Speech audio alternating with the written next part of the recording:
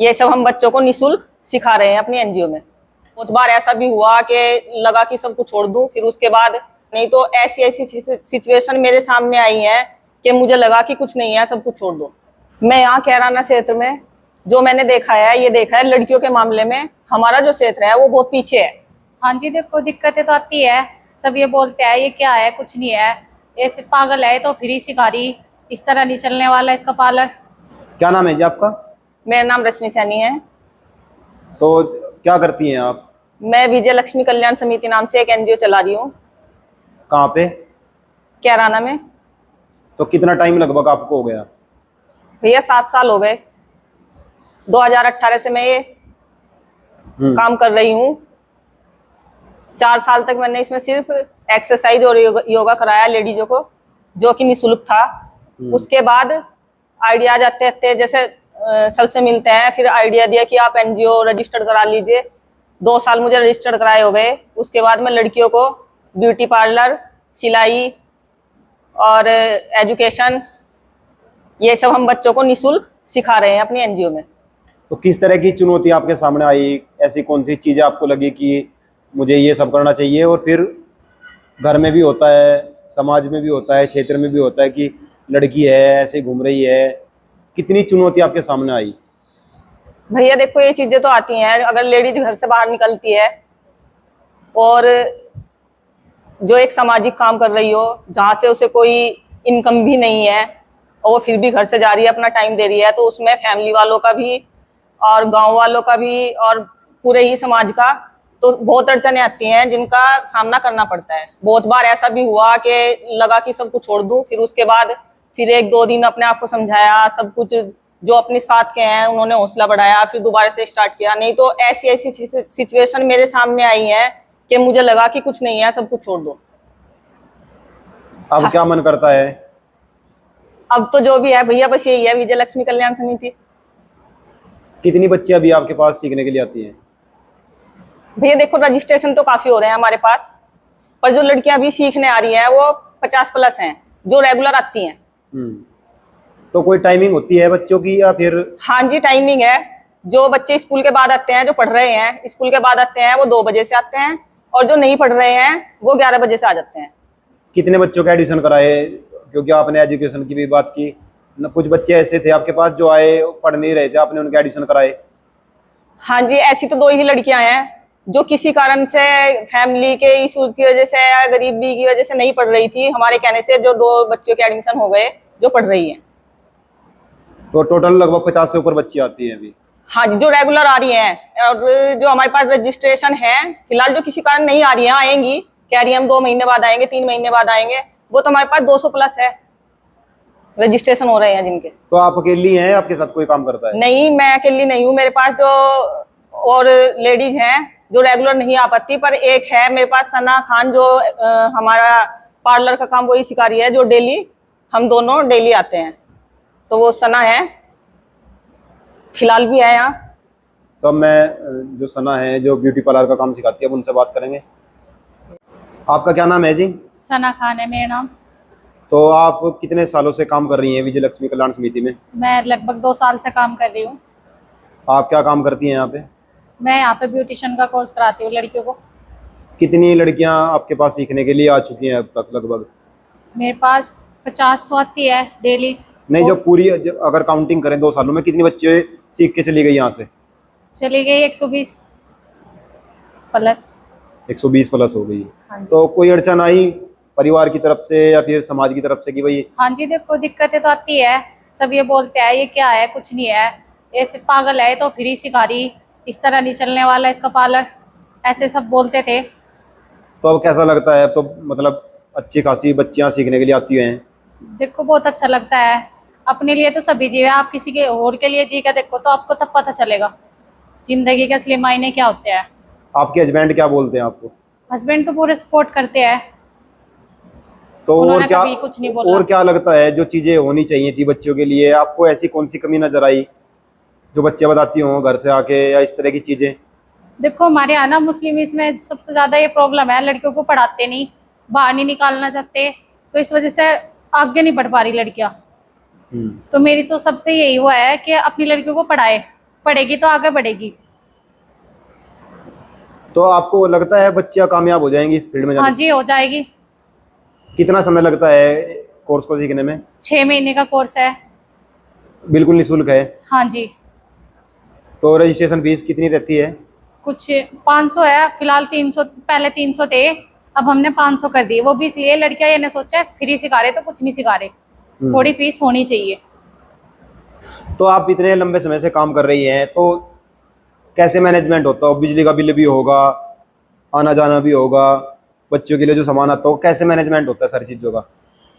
भैया फिलहाल तो ऐसा होता है, जो हम रजिस्ट्रेशन से इनसे बच्चे से फीस लेते हैं, रजिस्ट्रेशन की कुल 500 रुपए लेते हैं हम। वो भी इसलिए लेते हैं क्योंकि हमें बाद में ना डिप्लोमा देना है। डिप्लोमा तो फ्री में बनता नहीं है, सिखाने का हम कुछ नहीं ले रहे इनसे। तो थोड़ा बहुत तो वो, दूसरा जितना भी हमारे पास होता है, जैसे हम लड़की हैं तो हमारे घर से भी, जैसे आम भाषा में बोल लूं मैं, कोथलियां मिलती हैं तो हम वो कोथली लेते हैं, पैसे दिलवा लेते हैं उनके। हैसबैंड भी जो हमें खर्चा, जो हमारा मतलब घर के खर्चे से जो अलग थोड़ा बहुत हमें देते हैं, वो भी सारा हम सब कुछ अपना एक एक रुपया सारा इसके लिए लगा रहे हैं। तो कहीं से भी कोई इस तरह की? नहीं, फिलहाल कहीं से बाहर से कोई हेल्प नहीं है। तो आप कैसे चाहते हैं कि कैसे हेल्प होनी चाहिए आपकी?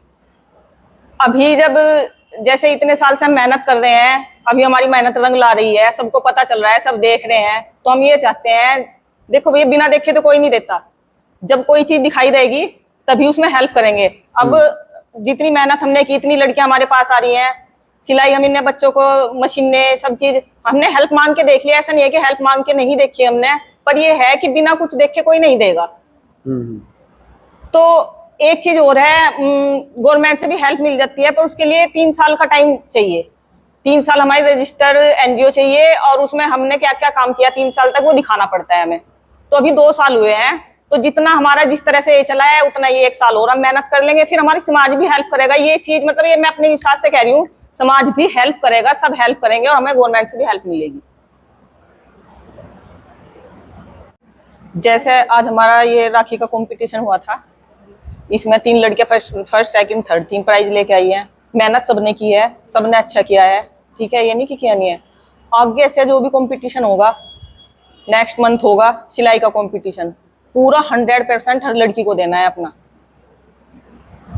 ये नहीं है कि ये फर्स्ट सेकंड थर्ड लेके आ गई, ये तुमने देखा भी होगा, उसमें कोई वो नहीं था, हमें ना हमें किसी का पता था, कुछ नहीं था। तो 100%। और दूसरा बिल्कुल मतलब बेझिझक, एक किसी को कॉपी नहीं करना, किसी का नहीं देखना, ठीक है। तो आगे कैसे बढ़ोगे यहाँ से?